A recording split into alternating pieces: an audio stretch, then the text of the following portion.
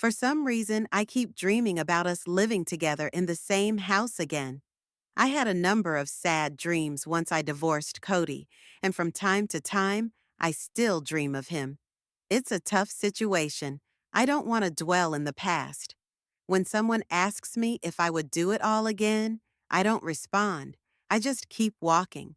And deep down, I know that I will not be able to go back at all.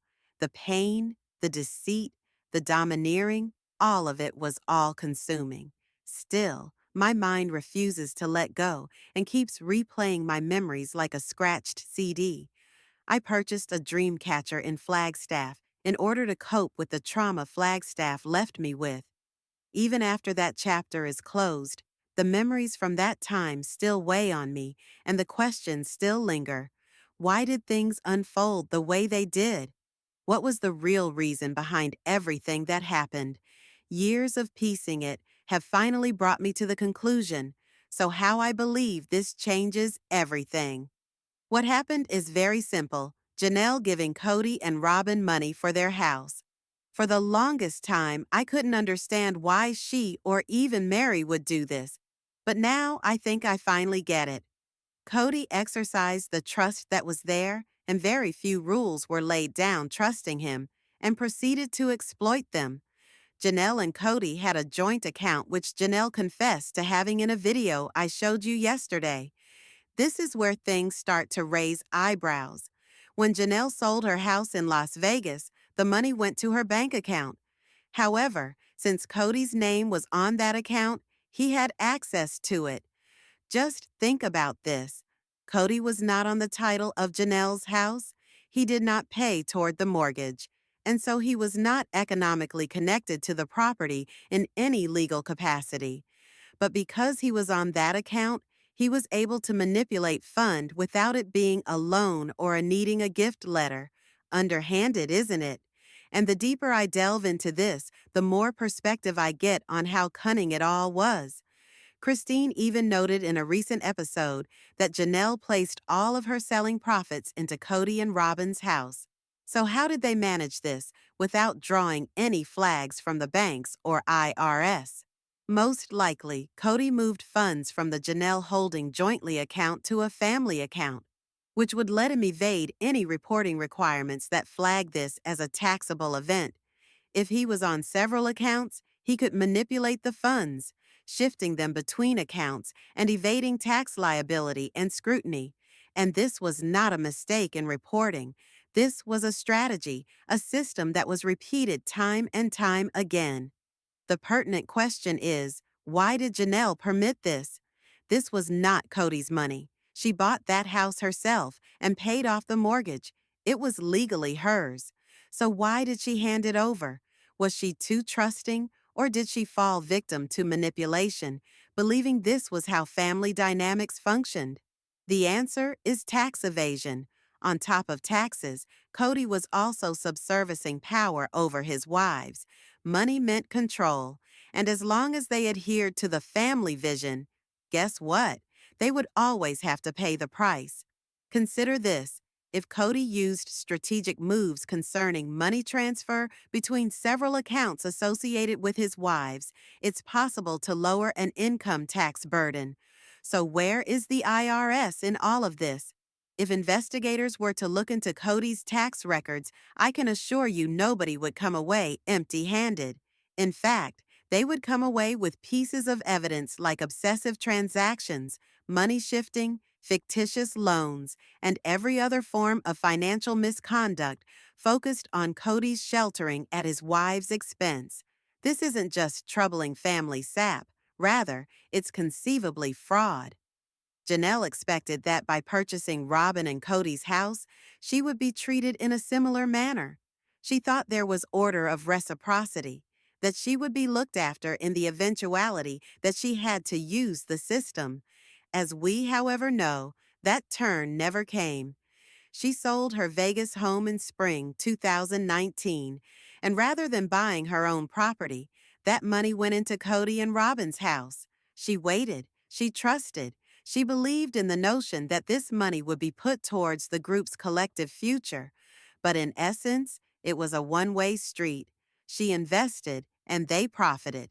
The only time there is a sale and purchase transaction of real estate property without accruing capital gains tax is a few months, not years. Capital gains tax is tax obligation on the net profit that an investor makes from selling an asset, the most common example being a house. Let's say Janelle earned $300,000 selling her house. That's tax she has to pay. To avoid paying taxes, most people purchase other homes to roll their profits into another investment. But Janelle didn't. She bought Robyn a house she would probably never live in, a house that, as we now understand, was meant only for Robyn and Kody's future. Meanwhile, Robyn had also sold her house and was now renting, much like Janelle. Robyn and Kody's lease was up, and they were on the hunt for a new place. That's around the time Kody decided that they needed to buy a house. It would not only give them the stability they needed, but it would also help them avoid paying taxes. There was capital gains tax due when Robyn sold her house. That tax could be avoided, however, if they sold everything and reinvested. There was a way for Kody to use Janelle's funds to fix that issue. Because Janelle was not purchasing right away, her sale was subject to tax. Kody most likely sweet-talked her by saying, "If we use that money to buy Robyn's house, we completely avoid paying taxes. Don't worry, we will reimburse you. It's just a loan." But they never reimbursed her. They never actually constructed anything on Coyote Pass like they said they would, and Janelle never got any of the expected profits from her investment. Kody and Robyn adjust their finances and history to suit their preferred narrative. They give the impression that everything was hostile, but that was never the case. They rewrite the history, downplay important contributions, and hide things that would show them in poor light. This is not just about the failures of budgeting. It is a power struggle.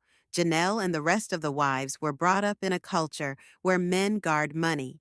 The father figure is the priesthood, the Lord who is to be believed blindly.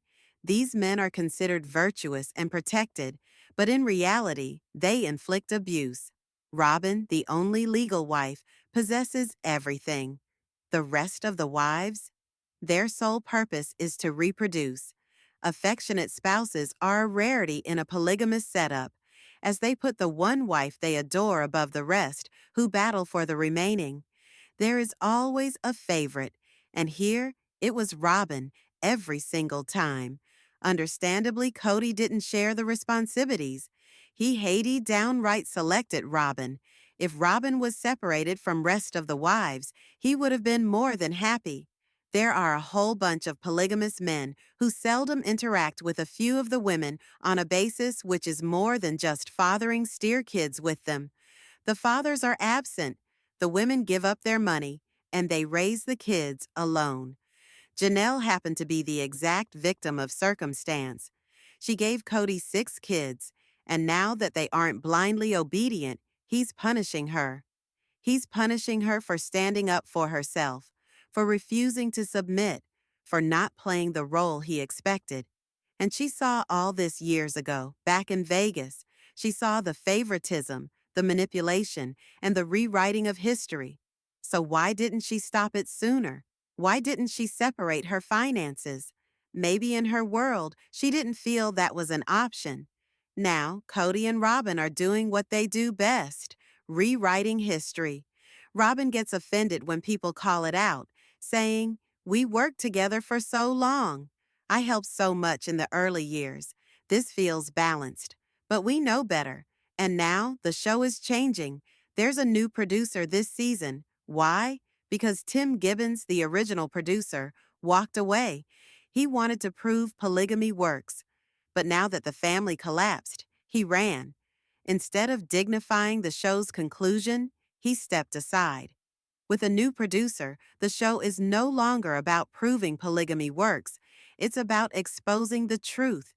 Kody is visibly agitated when money questions come up because he hates losing control of the narrative. The truth is out. And the more we uncover, the more damning it gets. Kody and Robyn may try to rewrite history, but we're all watching, and we won't forget.